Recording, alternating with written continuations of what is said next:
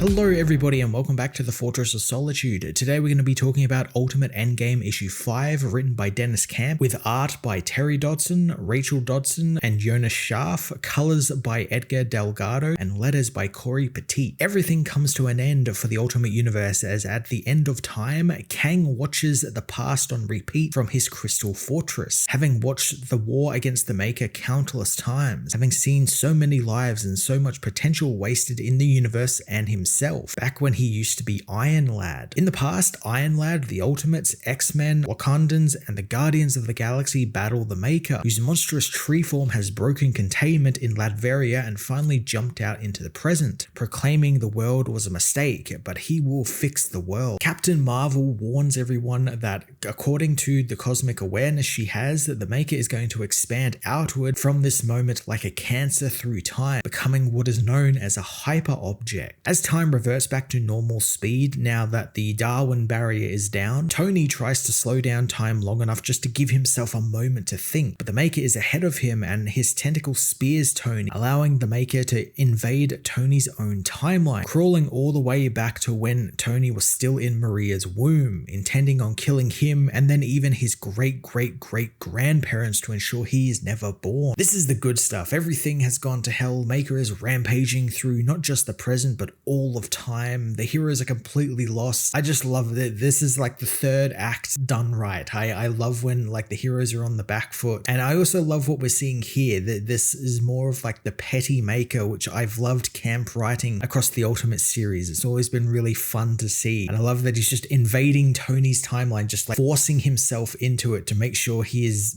literally strangled at birth by the Maker so he doesn't exist and none of this can come to pass. This is the stuff I wish we got to see more of through the series, just the Maker being a petty bitch and trying everything to kill anyone in his way in the most over-the-top way possible. Before the Maker can kill Tony, the comic panel severs the tentacle, with the page being broken into smaller panels by Daredevil, who uses the cosmic hypercube to try and literally cancel the cancellation of the Ultimate Universe. He tries to use the cube to give the universe a happy ending it deserves, but the Maker shatters the cube, telling Daredevil that there has been enough cutesy fourth wall breaking crap. I'm going to miss the Ultimate Daredevil. We only got a little bit of him, just a very little bit of him in that special about the Guardians of the Galaxy, but I found the take so refreshing and just completely different than what I thought an Ultimate Daredevil would be. I love the idea of him being a fourth wall breaking entity, a god entity who has access to this cube that gives him insight into literally,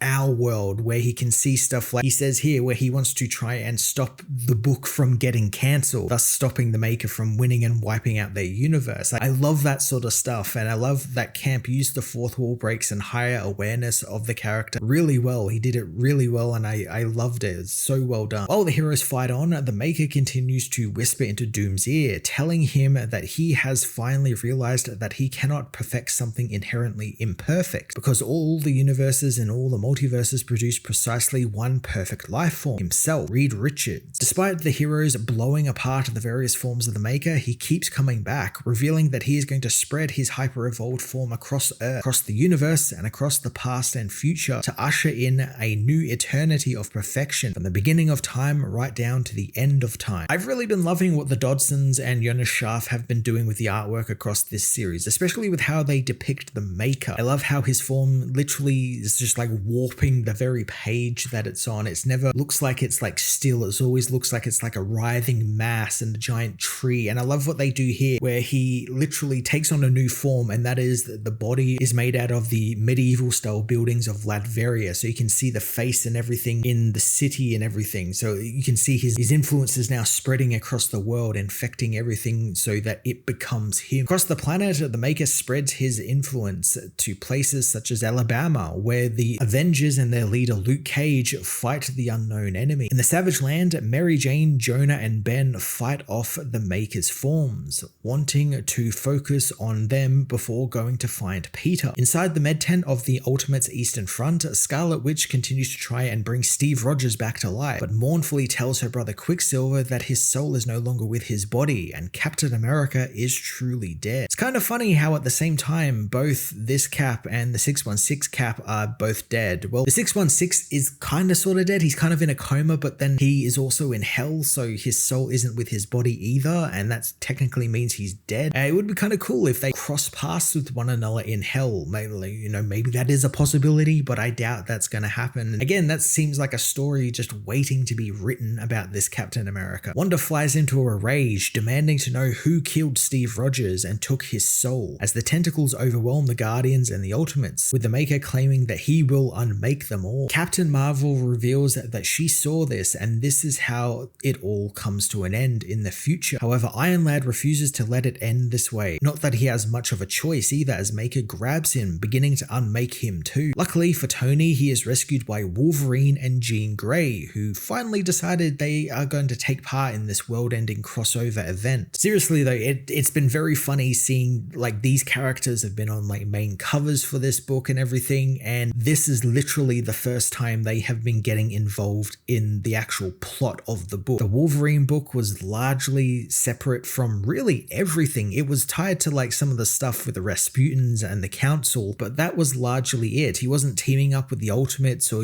tying in with Captain America.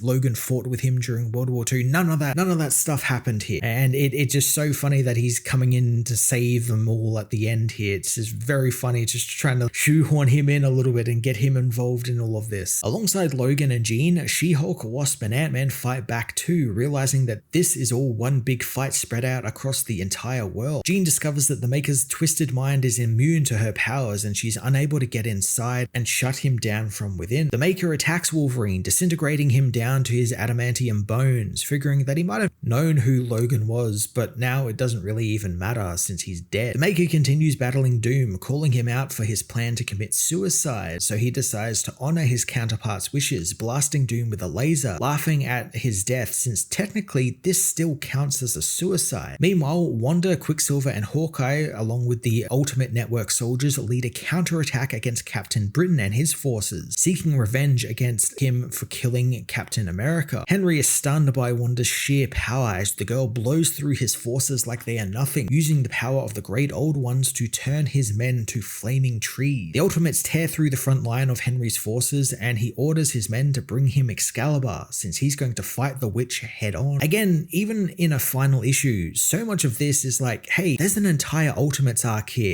Wanda going on a one-woman war against Henry Ducard for killing Steve Rogers. That's a whole arc, and maybe, it ends with her finding that Henry's sword took his soul or something, and she's able to free it and bring back Captain America, thus leading into the next arc, the return of Captain America. It's just all these like possibilities of what like could have been and what probably was going to be before they kneecapped this entire universe in favor of something like Midnight. It's just such a shame they're just trying to compete with the Absolute line over at DC, that this universe now has to suffer because of that. Back in Latveria, the smoke clears from the crater where Doom once stood, revealing not only is Doom still alive, he's got a few upgrades, as he reveals to the Maker that during the creation of the Fantastic Force, he exposed himself to the cosmic rays in controlled bursts as well, giving him the powers of the Thing, the Human Torch, Mr. Fantastic, and the Invisible Woman, becoming a one-man Fantastic Four. The Maker isn't even impressed. In fact, he's a little insulted his counterpart would even do something like this, being that he's about to achieve godhood, and all Doom could think about was give himself some powers. As the Maker keeps on belittling Doom, Doom finally snaps, telling him to shut up, and his mind makes him, as the pieces of his mind that were once Sue Storm, Johnny Storm, and Ben Grimm come to life and begin to attack the Maker. So if it wasn't evidenced by the myriad of issues focusing on him, it's very obvious that Camp loves writing this iteration of Reed Richards, this Doom, since he's one of the few characters who I feel got a really satisfying beginning, middle, and end arc throughout this entire series. It feels complete, and this is like the end, the sort of climax of all of that. This end part here is him finally getting that ending he feels like he needs, which is him now literally embodying the Fantastic Four, finally taking his life back from the Maker, the man who ripped all of that away from him, and he's finally fighting back against the Maker's control and domination over him. It just feels so rewarding to see that. Doom reveals that he carries his friends and family with him, and he cannot die since he must live for them, and this world must live, and that means the Maker must die. Doom tells Tony his plan to finally take down the Maker. He just needs to clear a path for Doom to breach into the Maker's tree body so he can find the Immortus engine buried within and take control of it. Iron Lad gets to work using his own Immortus engine to multiply himself across the world and time and keep the Maker from spreading too far and too fast into the past and future. Every single hero across time and space attacks the Maker together, breaking the barriers between space, time, past and future down so they can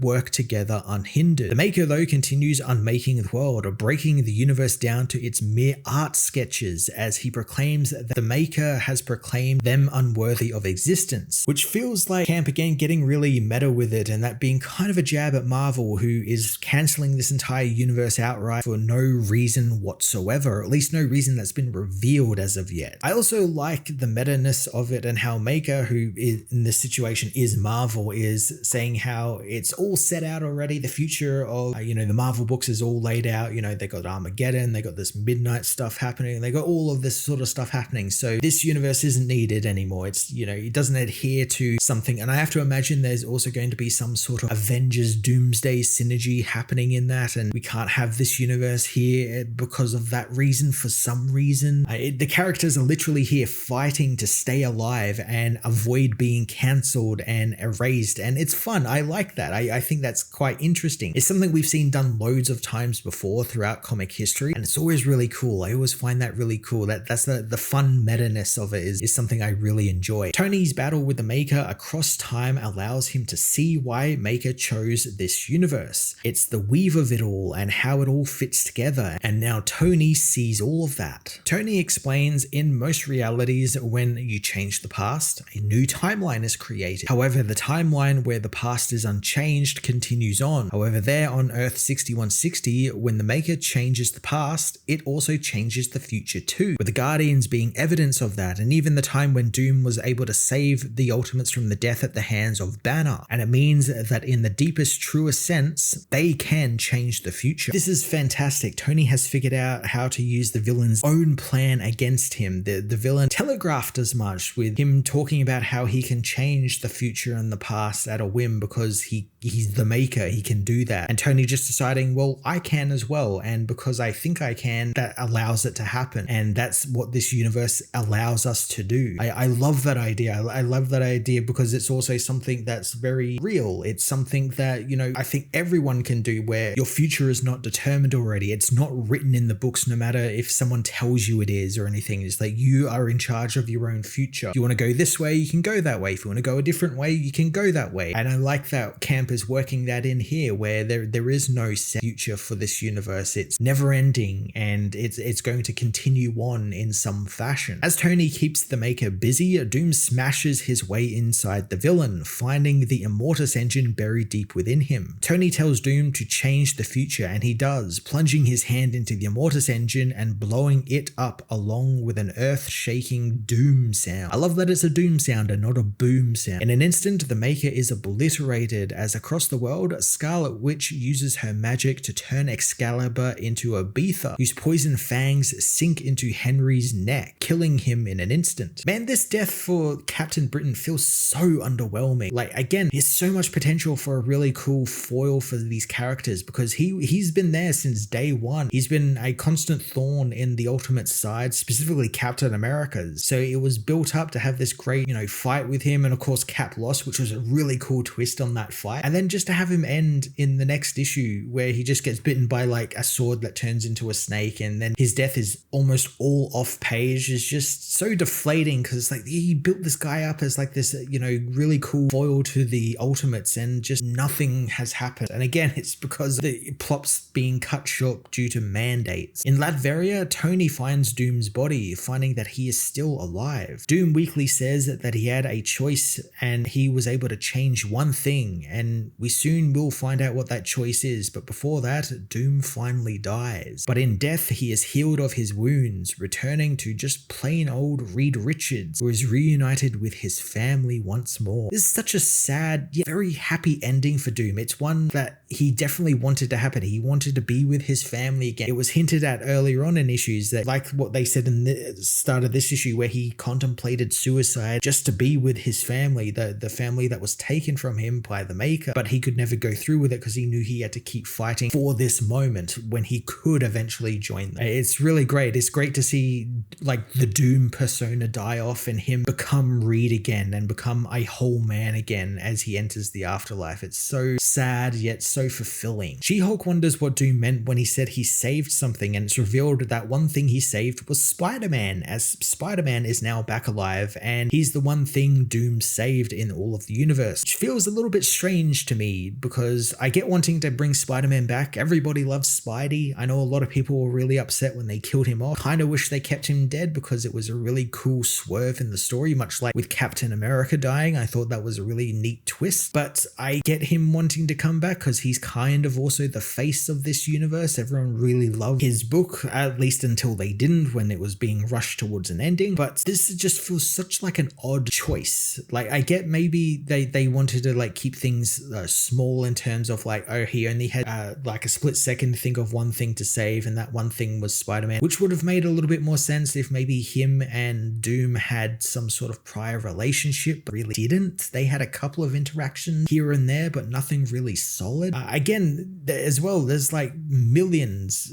billions of people who have been killed in all of this, and they just all get to stay dead. There's like people throughout the entire history of this universe that have been killed by the Maker. Why not just snap your fingers and bring those people back? Or hell, even bring back, as well as Spider-Man, Captain America, who is still dead in this universe for some reason, even though Doom and Steve had more of a relationship between each other than Doom and Peter. It's just a very, very odd choice. I'm not sure what that was. Maybe that was like an editorial thing, like you gotta have Spider-Man there at the end, and this is like the only way to go about having him there. Who knows? I'm sure we'll never find out. The heroes celebrate the freeing of their universe and the Maker's death as Tony slips into the end of time, showing the disintegrating Kang that he came there to explain and to watch, since the future is not set and anything is possible, since they write the end themselves. And so that's it for the Ultimates. We do kind of have a wrap-up special which is out right now, but really this is it. This is the ending. I like happy endings, but there's just a bit of emptiness to it because this could have just gone on for so many more years, and just to have it kind of cut out and then we've got to kind of rush towards the ending, it just doesn't feel right to me. It's a fine ending, but it's just something that it just makes me pine for like what could have been. Ultimate Endgame issue 5 wrapped up the final battle with the Maker in the most satisfying way it possibly could given the situation. I loved Camp getting to actually write a final arc for his version of Doom, giving him a wonderful poetic send-off and one that felt very earned. However, the consequences of the choices he made in his final moments are a little odd to me, and maybe there'll be some sort of explanation of them in this big special finale issue. This universe ended way too early, but what we got was so good, and despite my probably annoying complaining about the abrupt ending, I gotta say I loved every moment of it. It was fun, it was rewarding having read all of the issues, it was cool seeing all of these characters and what unique take certain writers like Camp, like Hickman, and like Peach Momoko had on these characters, specifically X-Men and specifically Captain America and Doom. I loved those three sets of characters. They were fantastic throughout this universe, and it's just sad seeing it go, but I loved every moment of it. I'm going to give this issue a 9 out of 10.